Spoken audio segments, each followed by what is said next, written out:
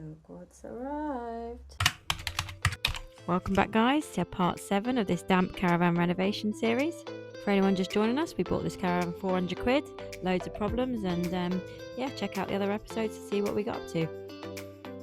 So to start off, I'm just doing a repair to the underneath of the top right corner where the bed was.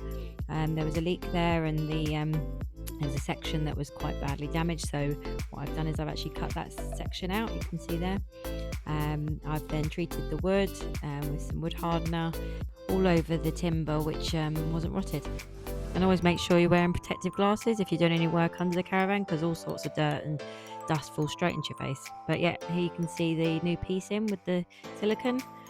So all we need to do now is a coat of weathershield to give it some extra protection, and that's all done.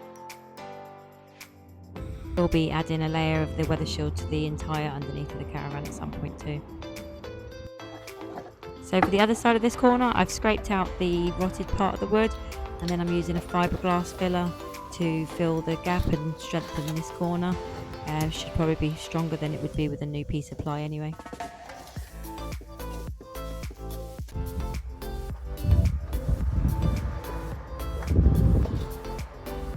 And for some extra protection, I'm now adding a layer of weathershield to the entire floor of the caravan prior to the new flooring going down.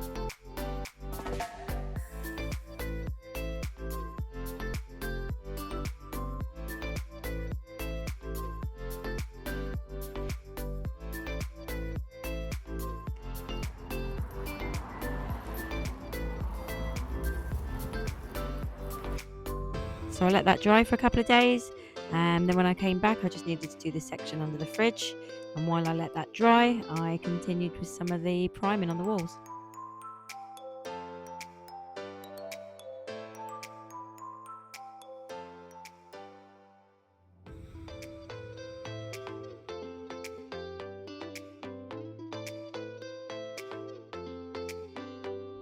So let the fun begin. So here I use my driveway to roll the entire floor out so I can cut it to size.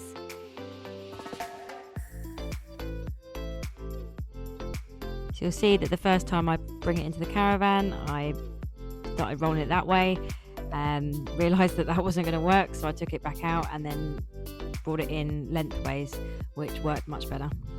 So now you can see me just working my way around the caravan, cutting it to size. Certainly wasn't as easy as some of the videos I'd seen. They make it look very easy, but I got there eventually.